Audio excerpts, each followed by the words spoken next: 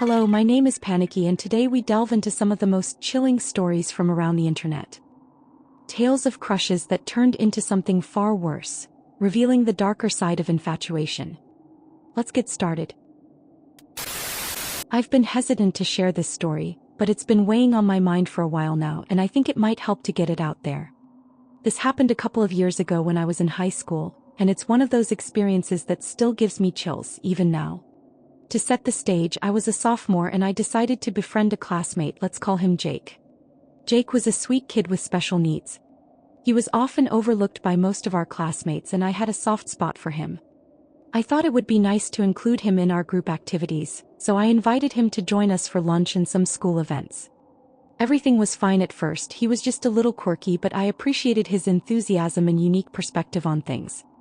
As time went on, I started to notice some odd behavior from Jake. It began with little things. He would sit a little too close to me during lunch or he'd laugh a bit too loudly at my jokes. I brushed it off as him being excited to have a friend. However, things took a turn when he started sending me messages on Facebook. At first, they were harmless enough, just him sharing memes or funny videos he thought I would like. But then the messages became increasingly personal and intense. Jake began sending me long messages expressing how much he appreciated our friendship and how I was the only one who truly understood him. I felt flattered at first, but as the messages piled up, I started to feel a little uncomfortable. It became clear that he saw our friendship in a much deeper light than I did. I could sense that he was becoming more attached and it made me uneasy. The situation escalated when I discovered that Jake had created a fan Instagram account dedicated to me. Yes, you read that right, a fan account. It was filled with photos of me I didn't know he'd taken, mainly from school events where I was in the background, but still, it was unsettling. He would post captions like, "My best friend," and "the most amazing girl ever." At one point he even uploaded a video compilation of clips he had recorded of me laughing and talking with friends, set to some sappy love song. I felt like I was in some kind of bizarre fanfiction and it freaked me out. I confronted him about the Instagram account, trying to be gentle but firm, expressing that while I appreciated his admiration, I didn't feel comfortable with it. His reaction was not what I expected. He became defensive, insisting that I should be flattered, that he was just showing his appreciation for me. The more I tried to explain my feelings, the more upset he became. He started sending me messages filled with anger, saying things like, "You're just like everyone else," and "I thought you were different." That's when things really went off the rails. One day, I received a message from a mutual friend saying Jake had been spreading rumors about me. According to him, I was rejecting him because I thought I was better than him. The idea that he was sharing this kind of twisted narrative made my blood run cold. I felt trapped and confused, knowing I needed to distance myself from him. I decided to stop responding to his messages altogether and gradually pulled away from our friendship. I felt guilty about it, but I knew it was necessary for my own peace of mind. I also talked to a teacher I trusted, who suggested I get in touch with the school counselor to make sure Jake was okay and to ensure there wouldn't be any repercussions from my decision to cut ties. Things settled down for a while, but then out of the blue Jake showed up at my house. I was home alone that day and I could hear him knocking on the door. My heart was racing. I peeked through the window and saw him standing there looking anxious but determined. I didn't answer and thankfully he left after a few minutes. I felt a wave of relief wash over me but also a surge of fear. I realized I had to take this seriously. Not long after that, I started receiving strange messages on social media from accounts I didn't recognize. They were usually vague, filled with cryptic phrases that hinted at knowing too much about me, things like, "I see you at the coffee shop every Saturday," and "You looked beautiful at the last assembly." It sent chills down my spine. My friends thought it might be Jake using fake accounts, but I couldn't be sure. Feeling overwhelmed, I ended up talking to my parents and the school about the situation. They were supportive and helped me navigate how to handle it. Together we decided it was best to alert them. I began to feel a sense of relief after taking that step. However, just when I thought things were calming down, another incident occurred that shook me to my core. It was a Friday evening and I was home alone again. I was sitting in my room scrolling through my phone when I heard a rustling noise outside my window. At first I thought it might just be the wind or a stray animal, but then I heard a soft voice calling my name. I froze, my heart racing. I cautiously approached the window and peeked through the blinds. To my horror, I saw Jake standing in my backyard, illuminated by the dim light of a street lamp. He looked disheveled, and his eyes were wide and glassy, as if he were in some kind of trance. He was clutching a small bouquet of flowers, and he kept whispering, "I just wanted to see you. I miss you." Panic surged through me. My instincts kicked in, and I quickly backed away from the window, my mind racing. I grabbed my phone and called my parents, who were just a few blocks away. They said they would be home within minutes, but that felt like an eternity. In the meantime, I texted a friend, begging them to come over. As I waited, I could hear Jake muttering outside, his voice getting more frantic. "You don't understand. We're meant to be together." I felt a mix of fear and pity for him, but I knew I couldn't let him in. I locked the doors and turned off all the lights in the house, hoping to go unnoticed. Finally, I heard my parents pull into the driveway. I rushed to the front door and opened it, letting them in quickly. I explained everything, and they immediately went to check the backyard, but Jake was gone. It was as if he had vanished into thin air. They called the police to report the incident, and the officers took my statement seriously. They assured me they would keep an eye on the area. The police presence helped ease my anxiety, but I still felt on edge. That night, I had trouble sleeping, and I couldn't shake the feeling that Jake was still lurking somewhere. I even started to hear noises outside my window again, but when I checked, there was no one there. In the following days, my parents and I took extra precautions. They suggested I change my daily routine and avoid places where Jake might know I would be. I started to feel like a prisoner in my own life, constantly looking over my shoulder and being hyper-aware of my surroundings. Then a few weeks later, I received a package at my doorstep. It was addressed to me but didn't have a return address. Inside, I found a small notebook filled with pages and pages of handwritten notes. They were filled with Jake's thoughts about me, how he believed we were soulmates, and how he couldn't understand why I was pushing him away. Some pages were dark, filled with ramblings about how he felt betrayed and hurt. It was deeply unsettling to read, and I felt a wave of nausea wash over me. I immediately took the notebook to the police, who confirmed that they would treat it as evidence. They were able to identify Jake's handwriting and informed me that they would start looking for him. It was a relief to think that they might finally help put an end to this nightmare. Despite the police involvement, I still felt anxious. I started to notice that my friends were keeping a closer eye on me. They would walk me to my classes and check in with. Still carry the weight of that experience with me. It taught me valuable lessons about boundaries, empathy, and the importance of being vigilant when it comes to personal safety. As time went on, I noticed that I had developed a heightened sense of awareness. I became more attuned to the dynamics of friendships and how vital it is to communicate openly about feelings. I started to advocate for mental health awareness in my school, taking part in discussions and events that promoted understanding and support for those struggling with various issues. I also found comfort in sharing my story with trusted friends. Talking about my experience helped me process everything that had happened and reminded me that I wasn't alone. I realized that many people have their own stories of dealing with complicated relationships, and it's important to create an environment where we can share without fear of judgment. Throughout this journey, I learned the importance of kindness and compassion, especially towards those who may be struggling. I often think about Jake and hope he found the help he needed. I hope he has someone in his life who supports him and encourages him to work through his feelings in healthier ways. Eventually, I graduated from high school and moved on to college. I made sure to keep my social media profiles secure and continued to be cautious about who I let into my life. I also took the time to educate myself about mental health, learning about the signs of obsessive behavior and how to approach situations with sensitivity and understanding. While I've moved on to new experiences and challenges, I still reflect on that period from time to time. It was an eye-opener, a reminder that friendships, no matter how innocent they may seem at first, can sometimes take unexpected turns.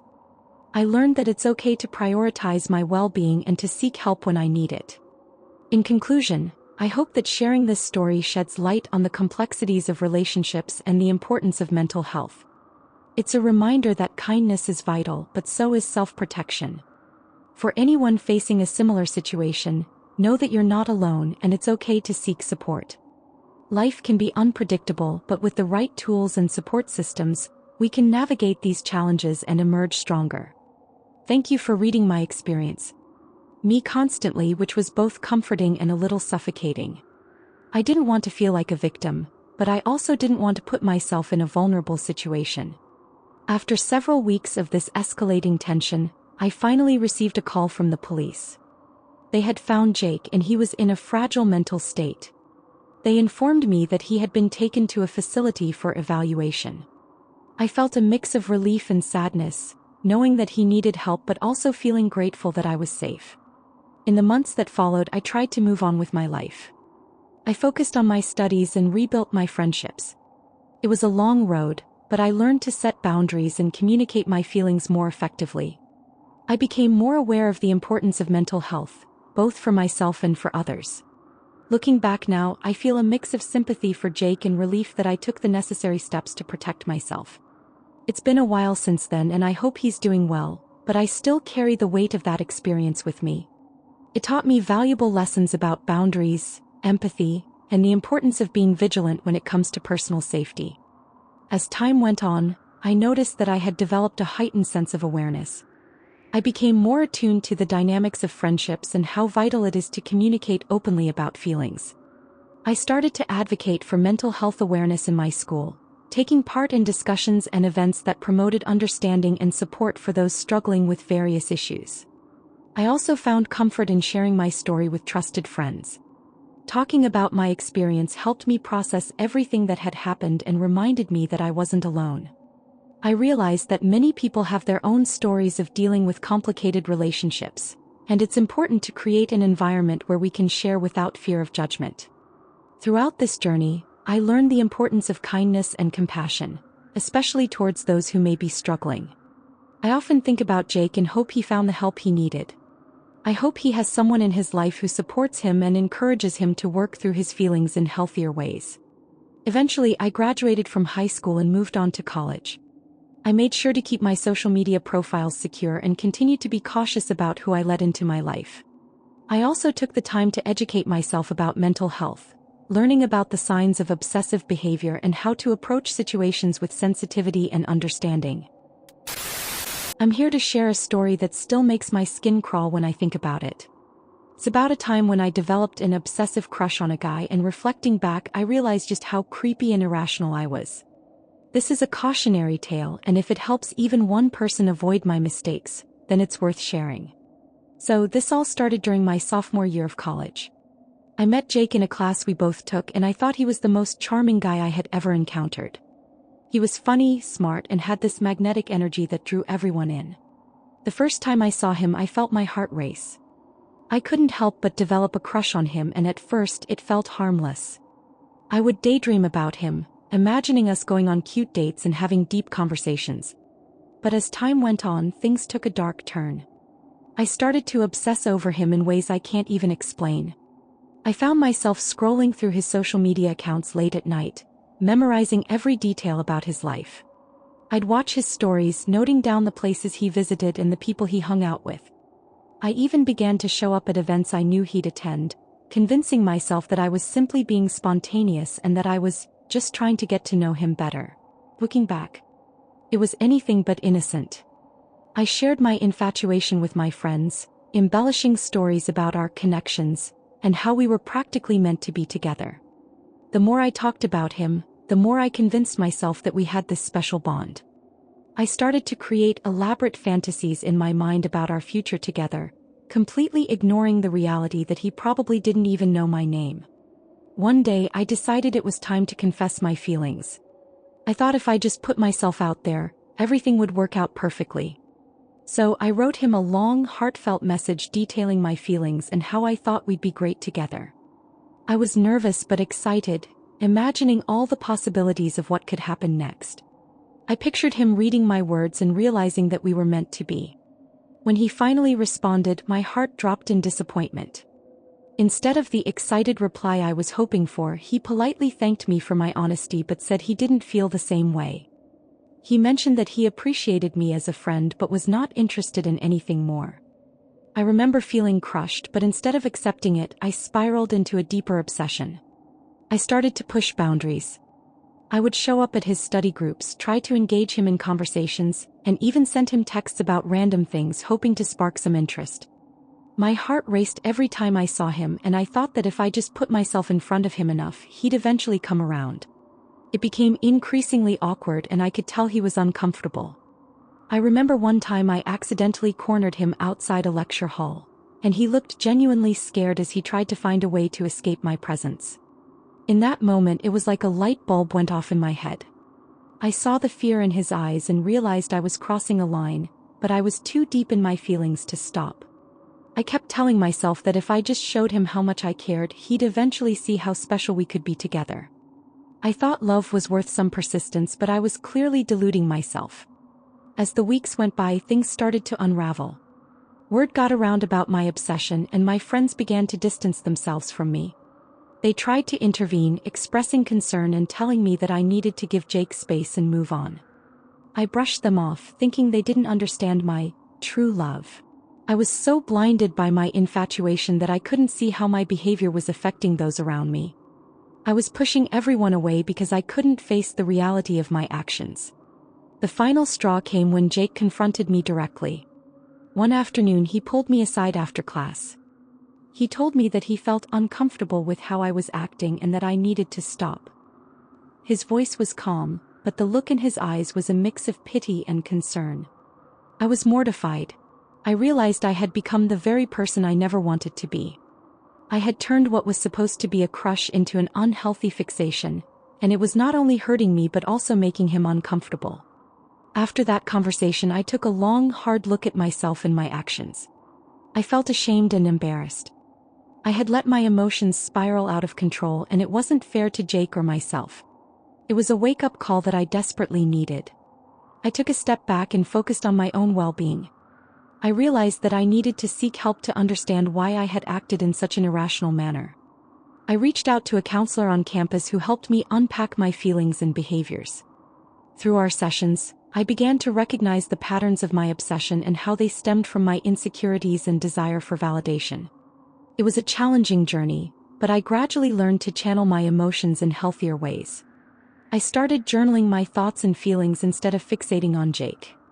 Writing became a therapeutic outlet for me, allowing me to express my emotions without becoming consumed by them.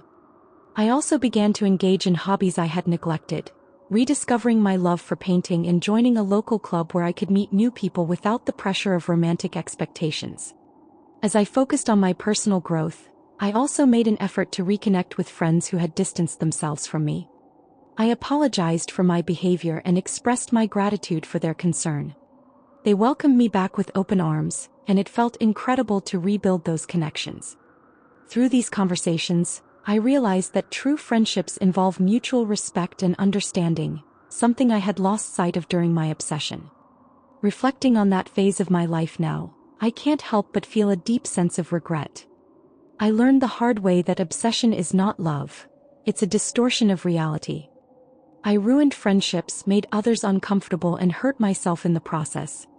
It took time, but I began to understand that love should be built on mutual feelings and respect, not fixation and desperation. If you're reading this and find yourself in a similar situation, I urge you to take a moment to assess your feelings. It's completely normal to have crushes and feel infatuated, but it's crucial to recognize when those feelings turn unhealthy. Boundaries are essential, and so is self-awareness. It's important to understand that love should never feel like a burden or a source of anxiety for either party involved. Thank you for allowing me to share my story. I hope that by opening up about my experiences, I can help someone else avoid going down that dark rabbit hole of obsession. Remember, it's okay to feel deeply, but it's vital to maintain a balance and prioritize your own emotional health. Here's to hoping we can all learn from our past mistakes and cultivate healthier relationships in the future. Stay safe out there, everyone, and take care of yourselves. I have a story that still gives me chills, and I thought I'd share it here. It's about my friend, let's call him Kyle, and his obsessive crush on our female teacher, Ms. Parker. Buckle up because this one is a wild ride. So this all started during our sophomore year in high school. Kyle was a sweet guy, a bit awkward but well-meaning. He was the type to bond over video games and movies, and we had a decent friendship. But when Miss Parker arrived at our school to teach English, things took a bizarre turn. At first, it was just harmless admiration. Kyle would talk about how great Miss Parker was, how she was so cool, and the best teacher ever. He'd rave about her teaching style and how she made literature come alive. I thought it was just a classic case of a student having a crush on a teacher, but it quickly escalated into something much more unsettling. Kyle started spending all his free time in the English wing of the school, hanging around Miss Parker's classroom even when he didn't have her class. He'd pop in during lunch, bringing her little snacks or leaving notes saying how much he appreciated her. At first she seemed flattered and we all thought it was cute. But as weeks went by, it became clear that he was crossing some serious boundaries. The turning point came during a class discussion about romantic literature. Kyle took it as an opportunity to flirt with Miss Parker in front of the whole class. He would ask her leading questions like, "So, Miss Parker, what's your idea of a perfect date?" We all cringed. The class erupted in laughter and I could see Miss Parker's face flush with embarrassment. It was awkward for everyone involved, but Kyle seemed oblivious to the discomfort he was causing. As the weeks passed, Kyle's behavior escalated. He started to bring her gifts. Nothing huge, just small tokens like a mug with a funny quote or a book he thought she'd like. He even tried to engage in personal conversations, asking her about her interests outside of school. It got to the point where his crush was the talk of our friend group. We all started to make fun of him, joking about how he was Parker's #1 fan. But then things took a darker turn. One day, Kyle announced that he had found Miss Parker on social media. He was so excited, saying he sent her a friend request and a message introducing himself. I remember feeling a pit in my stomach. It felt like a huge breach of privacy and I tried to tell him that it might be inappropriate, but he brushed me off, saying it was just harmless fun. A few days later, he returned to school looking deflated. Apparently, Miss Parker had responded to his message, but not in the way he had hoped. She politely thanked him for his compliments but made it clear that she preferred to keep her personal life separate from her professional one. Kyle was crushed, but instead of taking the hint, he doubled down. He sent her pictures of himself, trying to show off his cool side. He even went so far as to message her about his favorite movies and how they'd have great conversations outside of class. At that point, Miss Parker became visibly uncomfortable. She mentioned to a few colleagues that Kyle's messages were becoming increasingly unsettling. It was clear that she was trying to maintain professionalism while also feeling threatened. I can't blame her. It was crossing a line and I wished Kyle would see that. The final straw came when Kyle decided to ask her out. He actually approached her after class, heart racing, and asked if she wanted to grab coffee sometime. I was standing nearby, and I could see her expression change from confusion to concern. She kindly declined, saying it wasn't appropriate for a teacher-student relationship, but I could tell she was freaked out. The next day, Kyle was called into the principal's office. We later learned that Miss Parker had reported his behavior, and the school decided to transfer him to a different English class. It was a harsh wake-up call for him, and honestly, I felt a mix of sympathy and frustration. I wanted to help him understand that his actions were not okay, but he was too wrapped up in his own feelings to see it.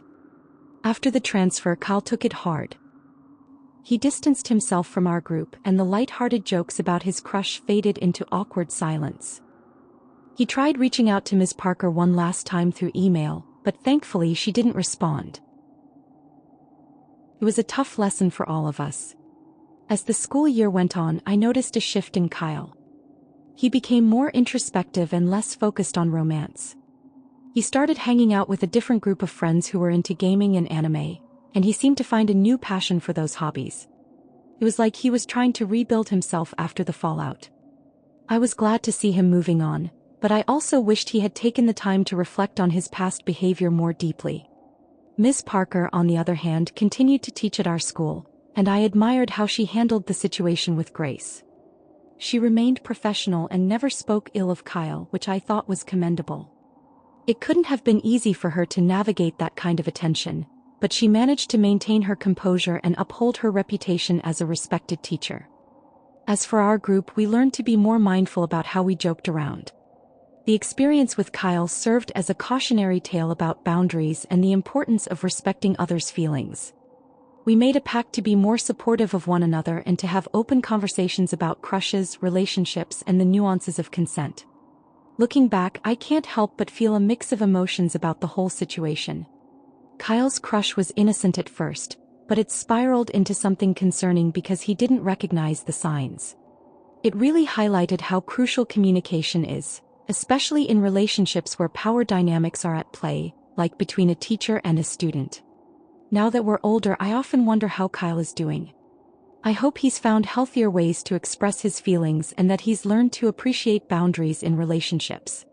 We all go through awkward phases in our teenage years, but I hope he's moved past that experience and grown from it. I've got a story that still creeps me out a bit, and I figured this is the perfect place to share it. So here goes. A while back, I worked at a small office and I had this coworker, let's call him Dave. At first, Dave seemed like a nice guy, friendly, funny, and always willing to lend a hand. He was the type of person who'd help with projects, share lunch, and crack jokes that made the day a little brighter. But then he developed a crush on me and things took a weird turn. It all started innocently enough. One day he brought me a little bag of chocolates saying he thought I might enjoy them. I thought it was sweet at first and didn't think much of it. I mean, who doesn't love a surprise treat at work? Over the next couple of weeks he started bringing me little gifts more frequently, candies, homemade cookies, and even a cute mug with my favorite cartoon character on it. At first I thought he was just being friendly, but then he began to ask me out for coffee. I politely declined, telling him I was busy with work and preferred to keep things professional. I hoped that would be the end of it, but that didn't deter him. Dave kept asking me to go out with him, and each time I said no, he seemed to get a little more persistent. He'd say things like, "Come on, it'll be fun," or, "You can't just say no forever." Each rejection added a layer of uncomfortable pressure and I started to feel uneasy. Then things escalated. One Saturday, I decided to treat myself to lunch at a nearby restaurant. I was sitting at a table minding my own business when I noticed Dave walk in. My heart sank. He spotted me and came over, saying he just happened to be in the area. I played it cool, but inside I was freaking out. It felt too coincidental, especially since I hadn't mentioned where I'd be. I tried to brush it off, but the encounter left me feeling uneasy. After that, it got worse.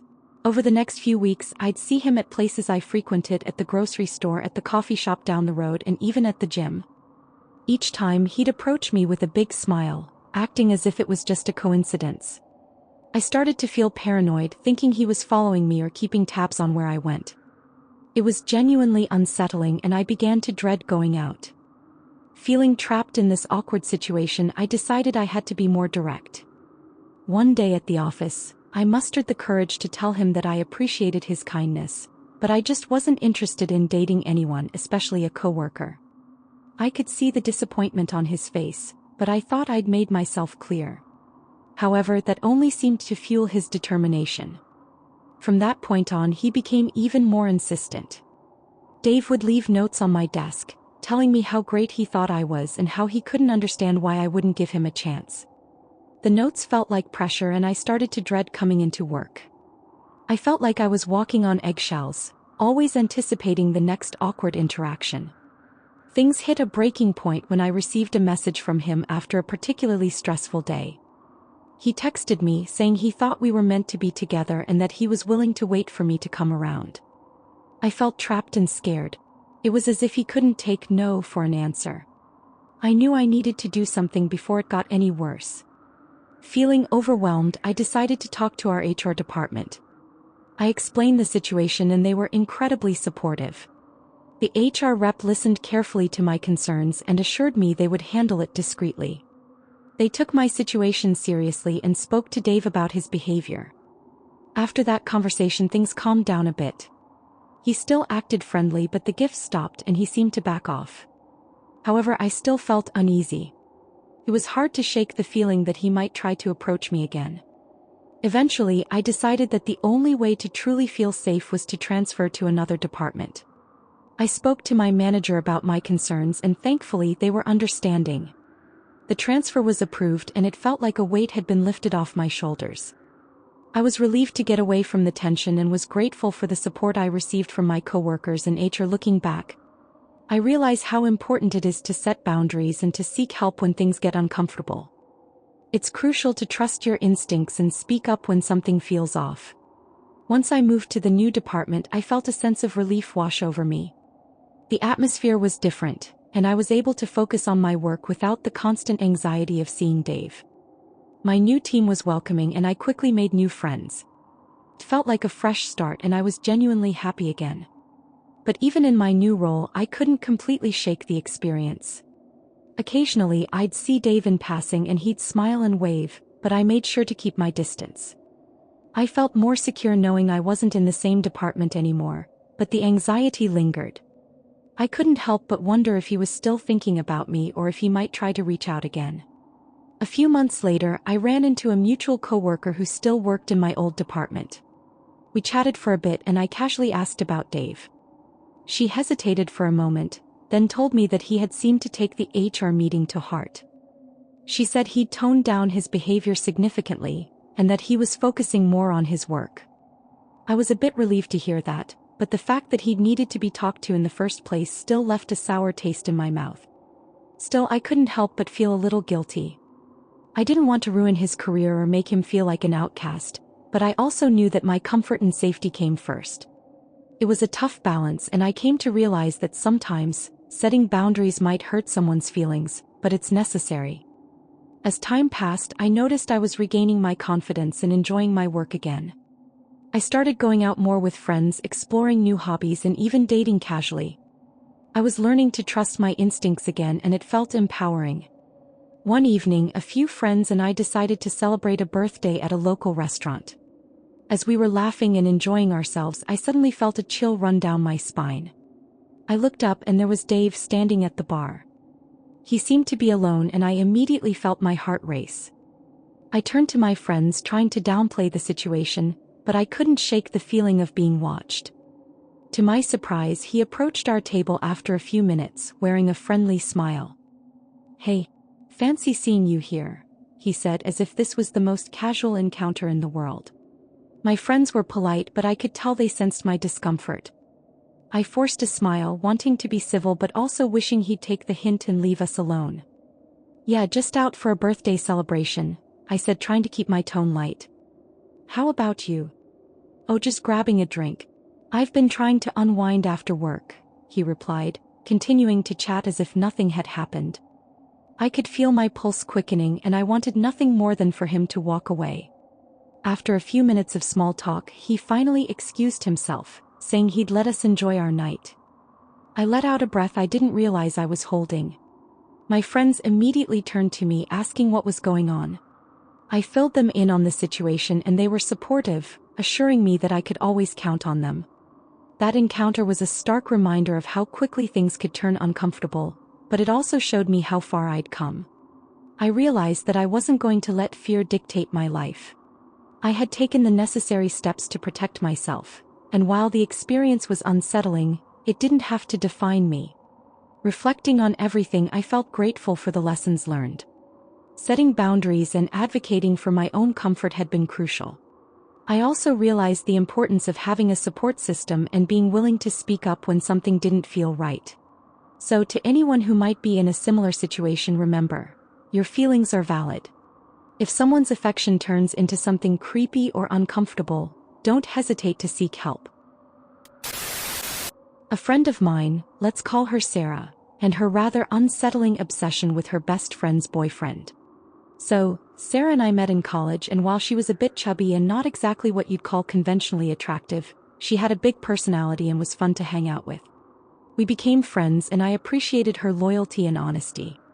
However, things took a weird turn when her best friend Jess started dating this really nice guy, Mike. At first, everything seemed fine. Sarah was supportive of their relationship, but it quickly became evident that she had developed an unhealthy crush on Mike. It started with small comments like how cute she thought he was, but then it escalated. She'd make sexual jokes about him and often found excuses to hang around when Jess wasn't there, which made me uncomfortable. One night, Jess had plans with Mike and Sarah decided to come over to my place to hang out. I thought it would be a fun girls' night, but Sarah had other ideas. She started talking about how she thought Mike was so hot and how perfect they'd be together. I tried to brush it off, telling her that Jess really liked him and that it wasn't cool to think like that. But Sarah just laughed it off, saying things like, "Come on, it's just a joke." Over the next few weeks, her behavior got creepier. She would text me about how she was just waiting for the right moment to make her move on Mike. I was shocked and tried to explain that it would hurt Jess and that she needed to back off. But Sarah was relentless. She'd show up at places where she knew Mike would be, acting like it was all a coincidence. Things came to a head when I overheard her at a party, practically throwing herself at him. She was being overly touchy, leaning in close and whispering things that made him visibly uncomfortable. I could see the tension in his body language and it made my stomach churn. When I confronted her about it later, she brushed it off, saying, "He's just playing hard to get." I couldn't believe what I was hearing. Mike eventually had to pull Sarah aside and tell her to stop. He was polite but firm, explaining that he was in a relationship with Jess and that he didn't appreciate her crossing boundaries. I was proud of him for standing up for himself, but Sarah didn't take it well. Instead of backing off, she became more aggressive in her advances. It got to the point where she'd send him flirty texts at all hours, and even showed up at their house uninvited, claiming she wanted to hang out with him. Jess started noticing Sarah's behavior and became suspicious. I felt awful for her, knowing that her best friend was acting in such a creepy way. I finally had to spill the beans to Jess about what was going on, and she was understandably upset. When Jess confronted Sarah, things got heated. Sarah broke down, claiming that Jess was trying to keep her from happiness, and that Mike was meant to be with her. It was bizarre and heartbreaking to witness. Jess ended up distancing herself from Sarah, and their friendship suffered as a result. As for Mike, he eventually had to block Sarah's number after she wouldn't stop trying to reach out to him. It was such a relief to see him stand his ground, but the whole situation left a sour taste in my mouth. It was hard to watch someone I cared about act in a way that was so obsessive and inappropriate. I want to share a story that still gives me chills and makes me question my judgment. It's about a crush I had on a classmate and how that infatuation turned into a terrifying experience. Buckle up because this one gets wild. So, it all started last semester when I was taking an elective course in creative writing. That's where I met Ryan. He seemed like the perfect guy at first glance. Charming, intelligent, and with a sense of humor that could light up a room. I was immediately drawn to him, and it didn't take long for me to develop a crush.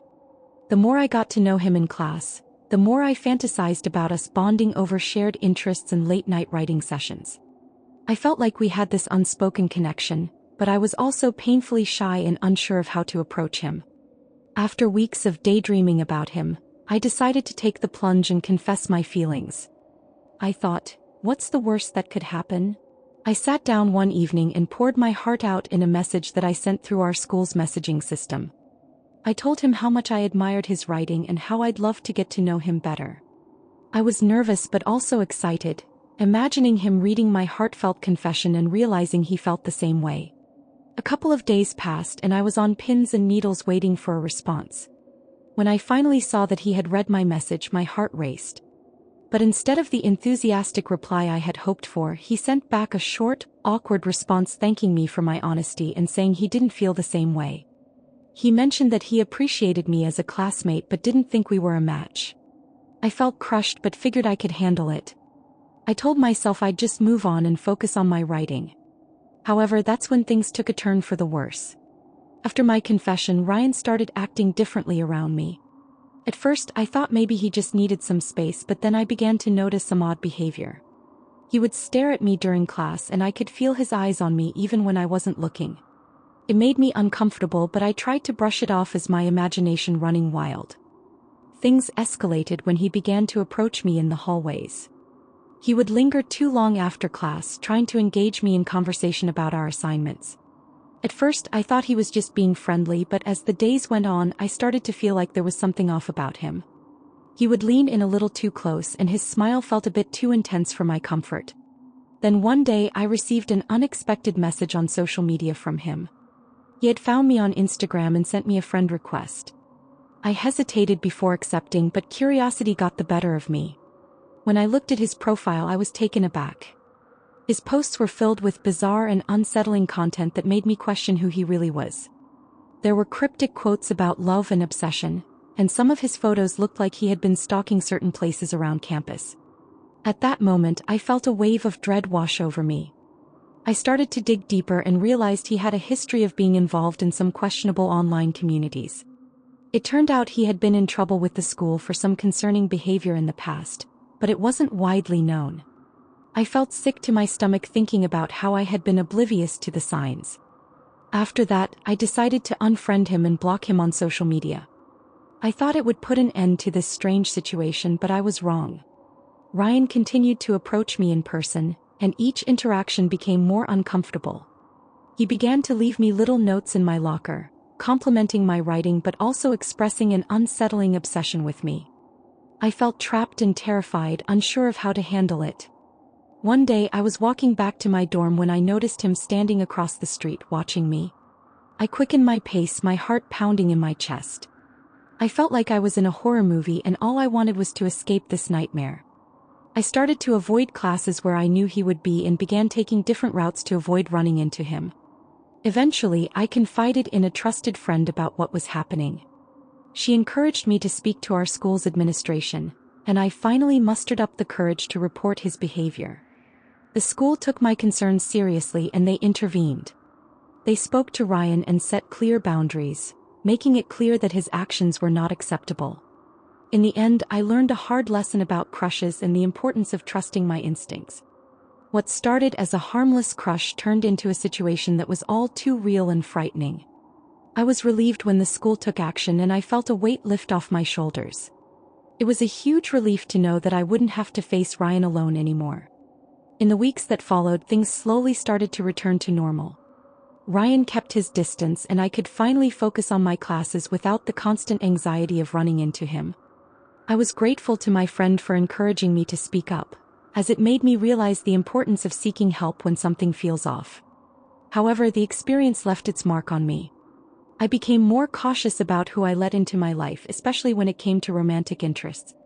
I learned that it's crucial to trust your gut feeling, no matter how strong your initial attraction might be. It's easy to romanticize crushes, but the reality can sometimes be much darker than we expect. As the semester wrapped up, I found myself reflecting on the ordeal.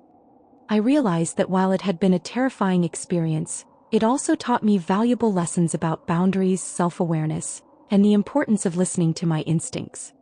I decided to channel my emotions into my writing, using my experience as inspiration for a short story about obsession and how it can spiral out of control. Buckle up because I'm about to share a mind-bending experience I had with a crush that turned into a psychological thriller. What began as innocent infatuation spiraled into a chaotic entanglement that left me questioning everything. So grab your favorite snack, this is a wild ride. Last spring, I found myself captivated by a girl named Sophie in my class. She was a whirlwind of energy, bright, charismatic, and effortlessly charming. Everyone gravitated toward her, and I couldn't help but admire her sharp mind and quick wit. After weeks of stolen glances and tentative smiles, I finally gathered the nerve to confess my feelings. To my delight, Sophie seemed flattered, even a bit coy. "This is going to be amazing," I thought. But soon after my confession, the atmosphere shifted dramatically. Sophie transformed from the charming girl I adored into someone I barely recognized. At first, it started small. She'd casually ask me for help with assignments, and I was more than willing to oblige. However, it quickly escalated into something sinister. She began to demand my time and attention, treating me like a personal assistant who was always on call. I tried to brush off her clinginess, thinking it was just her way of showing affection. But the more I accommodated her, the more she pushed the limits. I found myself rearranging my entire life to meet her whims, ditching plans with friends and sacrificing my own interests just to be by her side. I felt trapped in a web of her design, and the worst part? I was completely oblivious to it all. Sophie had a way of making me feel guilty for not prioritizing her, as if my affection meant I had to abandon everything else. Things took a darker turn when I realized she was isolating me from my friends. Subtly, she began planting seeds of doubt in my mind, suggesting that they didn't truly care about me or that they were just using me. "They don't understand you like I do," she would say, her words wrapping around my heart like a vice. Slowly, I pulled away from my support system, convinced that Sophie was the only one who truly had my back. Then came the moment that shattered my illusion. I accidentally overheard Sophie bragging to another classmate about how effortlessly she was manipulating me. She laughed about how easy it was to have someone like me wrapped around her finger. My heart sank and rage coursed through my veins. The girl I had admired was toying with my emotions like I was a mere puppet in her twisted game. That was my wake-up call. I began to see the toxic reality of my situation. When I confronted her, hoping for a glimpse of empathy, she twisted my words, claiming I was being dramatic and that I was lucky to have her in my life. It felt like I was caught in an emotional whirlwind and I desperately wanted to escape. Things only spiraled further out of control. Sophie would create explosive scenes if I dared to say no to her demands, making me feel guilty and ashamed. One particularly humiliating incident happened when I had to miss a gathering because she insisted I help her with a project. When I finally said no, she threw a tantrum in front of our classmates, leaving me feeling like a pariah. That moment became my breaking point. I realized I had to cut ties with this toxic dynamic before it consumed me entirely. With the help of a close friend who had been watching my descent, I found the courage to break free from Sophie's grip. It was one of the hardest decisions I've ever made, but it felt as if a weight had been lifted from my shoulders. I reached out to my friends, apologized for shutting them out, and slowly began to rebuild those connections I had neglected. Looking back, I can hardly believe how easily I fell into her trap.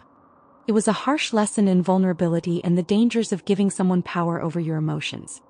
I learned the hard way that crushes can be intoxicating, but they can also blind you to the red flags waving right in front of your face. I've got a wild story that I need to share, one that started off sweet but quickly turned unsettling. Buckle up because this is a ride I never signed up for.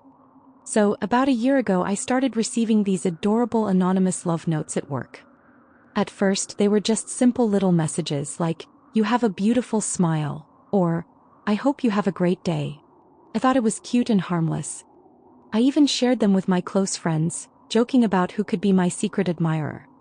The thrill of the unknown added a little sparkle to my daily grind, and I started to look forward to the notes, wondering who could be behind them. I even began imagining the possibilities. Was it a charming coworker, or perhaps someone from another department? For a couple of months, I enjoyed the attention. I would find a note tucked into my laptop or hidden inside my favorite mug. Each time, my heart would flutter with excitement. I even began to dress up a little more for work, secretly hoping that my admirer would notice and appreciate my effort. But then things took a sharp turn. The notes started to get weird. One day, I found a note that read, "I can smell you from across the room and it makes my heart race." My stomach dropped. I brushed it off as just someone trying to be poetic or funny, but it didn't sit right with me. The next note was even stranger. "I love watching you eat your lunch. You look so peaceful." That was the moment it shifted from cute to creepy. I started to feel like I was being watched and it sent chills down my spine. Then the notes evolved into wrapped gifts. One day I came into work to find a small package on my desk. Inside was a doll from a TV show I loved, one that I had never mentioned to anyone at the office. I had a habit of watching it during my lunch breaks, but I never talked about it. It felt like someone had been watching my every move and not in a good way. I was unnerved but still tried to convince myself it was just a quirky admirer who had good taste. The next gift was even more extravagant. I opened another package to find a stunning necklace and matching earrings, something I would never splurge on for myself. It was beautiful, but I felt a mix of flattery and fear. It was all too much. Who was doing this? Why were they spending so much on me? The mystery began to feel less romantic and more like an invasion of my privacy. As the gifts continued, I couldn't shake the feeling of being watched. I started to notice someone lingering in the hallways, glancing at me when they thought I wasn't looking. It felt like a bad thriller movie unfolding right before my eyes. I found myself looking over my shoulder, my heart racing every time I heard footsteps behind me. The notes and gifts had crossed the line from sweet gestures to something that made my skin crawl. One afternoon I was at my desk when I heard a whisper behind me. "You're so special to me." I whipped around but no one was there. My mind raced. Was it a prank? A coworker trying to scare me? I couldn't focus on my work anymore. The excitement of having a secret admirer had morphed into a constant state of anxiety. I confided in a couple of trusted coworkers, but they laughed it off, insisting it was just a harmless crush. "You should embrace it," they said. But how could I embrace something that felt so invasive? Eventually, I decided enough was enough. I couldn't keep putting myself in a position where I felt uncomfortable at work. After a lot of soul-searching and discussions with friends, I made the tough decision to leave my job. I never discovered who was behind the notes or the gifts which haunted me. I just knew that the mystery had become too scary for me to handle. The thought of someone watching me, tracking my movements, and knowing intimate details about my life felt suffocating. The day I handed in my resignation was bittersweet. I felt relief wash over me, but I also mourned the loss of a job I once loved. My coworkers were supportive, but I could see the confusion on their faces. They didn't fully understand why I was leaving. I felt like I had to choose my mental health over a paycheck, and it was one of the hardest decisions I've ever made. Looking back, I'm still not sure what I should have done differently. I realize now that I should have taken my feelings of discomfort more seriously from the start. It was a whirlwind of emotions that started off as a fairy tale but turned into a nightmare I couldn't escape. If you ever find yourself in a similar situation, trust your instincts and prioritize your safety.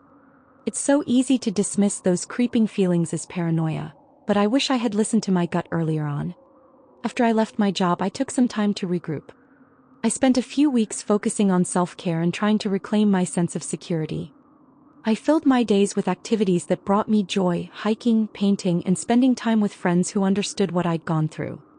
Yet, the shadow of that experience lingered. Every time I heard a noise outside my apartment or saw someone lingering near my building, my heart would race. I felt like I was constantly on edge, waiting for a ghost from my past to reappear. Eventually, I found a new job in a completely different environment, one where I felt safe and welcomed. I was determined to keep my past experience in the rearview mirror. I made a point of being more guarded about my personal life, keeping my interests and habits to myself. It was frustrating at times, but I felt empowered by taking control of my narrative. However, just when I thought I was moving on, I received a cryptic message on social media from an anonymous account. "I miss seeing you at your old job. You were always so bright." My stomach dropped. My heart raced as panic washed over me. How did they find me? What did they want? The message sent me spiraling back to that unsettling place, and I felt the weight of anxiety settle back in. I immediately blocked the account and reported it, but the sense of violation returned. I confided in a friend about the message, and she urged me to take action. "You can't let this control your life. If it continues, consider talking to HR or even the police," she suggested. I considered it, but the thought paralyzed me. What if it was just a coincidence? I didn't want to seem like I was overreacting again. Despite my fears, I decided to be proactive. I set up privacy settings on all my social media profiles and even changed my phone number. I wanted to take back my power and not let this anonymous admirer dictate how I lived my life. Slowly, the panic began to fade and I felt a renewed sense of strength. Months passed and I started to feel like I was finally moving forward.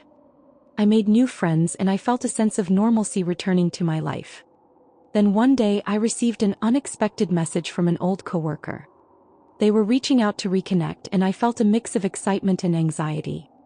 I hesitated for a moment but ultimately decided to meet them for coffee, thinking it could be a step toward returning to a more social life. As we sat and caught up, I felt a sense of relief wash over me. The conversation flowed easily and I found myself laughing and enjoying the moment. But just as I started to relax, my phone buzzed with a notification. It was a new message from that same anonymous account. "I'll always be watching you." My heart dropped. I felt the color drain from my face as I tried to maintain my composure. I couldn't let my friends see how rattled I was. I quickly silenced my phone and forced a smile, but inside I was spiraling. Was this person not going to let me go? I excused myself to go to the restroom, my mind racing.